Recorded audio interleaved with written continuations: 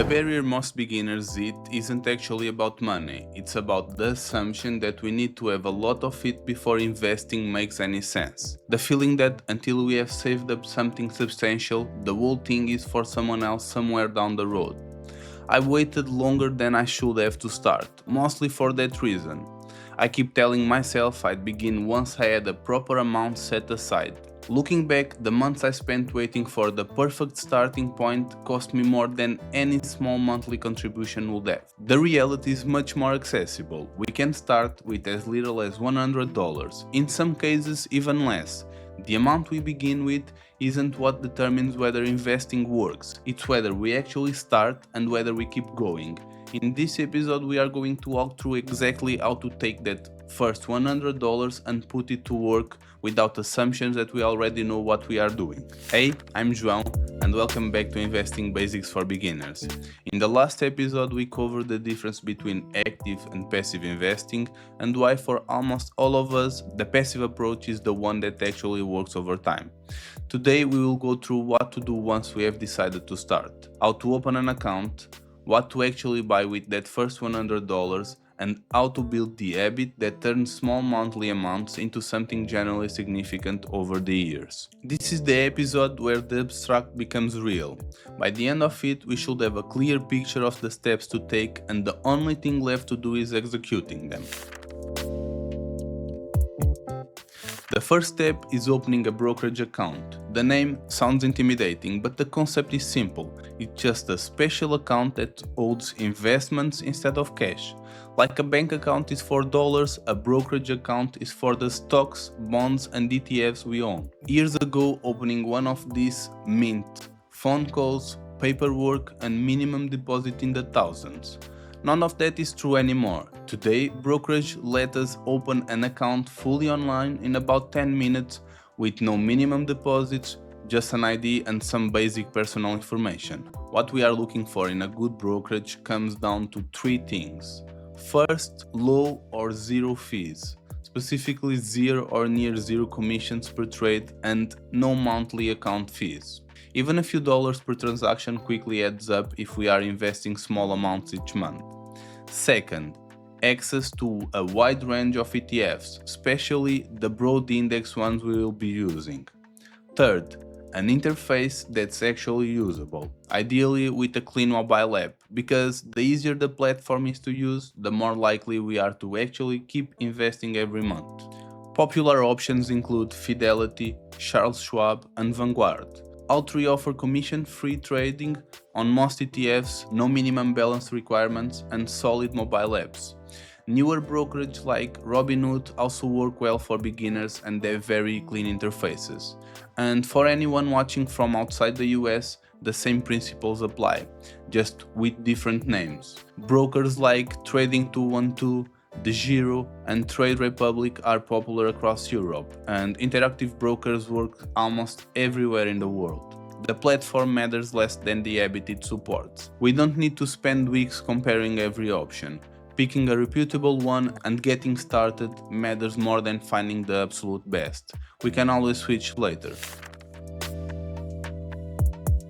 Once the account is open, the next step is depositing money into it.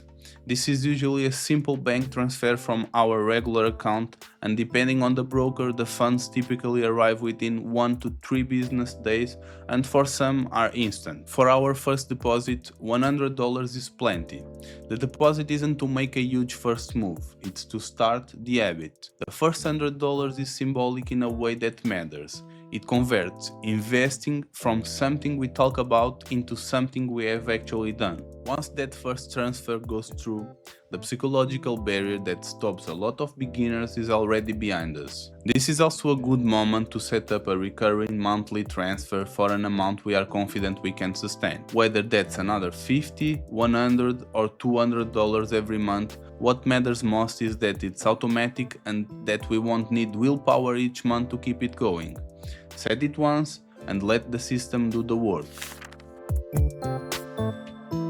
Now we get to the fun part, actually buying our first investment. For a beginner, the best place to start is almost always a low-cost ETF that tracks a broad market index. We covered ETFs and index funds in early episodes, so the concept should already feel familiar. Instead of trying to pick the perfect single stock, we buy a basket of hundreds or thousands of companies all at once with one transaction. The most common starting point are an S&P 500 ETF, which gives exposure to the 500 largest US companies, or a total stock market ETF, which goes even broader, covering essentially every publicly traded US company. Common tickers worth knowing here are VOO and IVV for the S&P 500 and VTI for the total US market. There are also global versions like VT, which spread exposure across markets worldwide. The exact choice depends on whether we want concentrated US exposure or broader global exposure. Both are reasonable starting points and there is no perfect answer. The reason this kind of investment works so well as a starting point is that it's automatically diversified, the fees are extremely low, often less than 1/10 of 1% per year, and the long-run trajectory of broad index has been consistently positive across decades. We are not betting on whether one company will win or lose, we are betting that the broader economy keeps growing, which has been a remarkably reliable bet over long horizons. So, instead of agonizing over which single stock to buy, we put our $100 into a broad ETF, and we own a tiny piece of hundreds of companies at once. Personally, this is also where I start, and the broad ETF is still the core of how I invest today. This is the part that actually matters more than anything else, so let's spend some time on it. The $100 we just invested is a great start, but on its own it's not what builds wealth. What builds wealth is consistency. Adding to that initial investment month after month, year after year, regardless of what the market is doing or how we feel about it that week. Let's look at what consistent investing actually produces over 20 years using a conservative 7% average annual return. Investing $100 per month for 20 years grows into roughly $52,000, even though we only contributed $24,000 of our own money. Investing $500 per month over the same period grows into roughly $260,000. And if we can eventually push our contributions to $1,200 per month, which becomes realistic as career progress, raises happens, and side incomes kicks in, the same 20 years compound into roughly $625,000. The pattern is clear. The amount matters, but consistency matters even more. Someone investing $100 a month who never misses a deposit will almost always end up better off than someone investing $500 a month for 2 years and then giving up. Time and consistency are the multipliers. The practical move is to start at whatever monthly amount we are certain we can sustain, even if it's $50, and then increase it whenever income increases. Got a raise? Bump the monthly investment up. Side income kicked in? Direct part of it straight into the brokerage. The system grows with us, and the discipline of always sending money in becomes invisible after a few months. Now, a quick warning about the biggest mistake beginners tend to make, and the mistake is overcomplicating things. It's tempting, especially in the first months, to start checking the portfolio every day, reading market news, second-guessing every decision, and to chase whichever stock is trending or to panic and sell when prices drop. None of this helps. In fact, almost all of it hurts. The data on this is consistent. The more often we check, trade, and react, the worse our long-term returns tend to be. The investors who do best are usually the ones who set up the system, automate the contributions, and then leave it largely alone. I had to learn this one the hard way. In my first year, I checked my portfolio way too often, and every red day pulled me into a loop of second-guessing the strategy. The strategy was fine, I was the problem. Once I stopped looking, the returns took care of themselves. The single most important phrase to internalize at this stage is one we mentioned in the last episode. Time in the market beats timing the market. We don't need to predict the next move. We don't need to find the perfect entry point. We just need to keep showing up, every month and let compounding do its quiet work in the background. Let's pull together the beginner's playbook. Open a brokerage account, ideally one with low fees and a clean app, deposit our first $100 and set up a monthly automatic transfer for whatever amount we are confident we can sustain.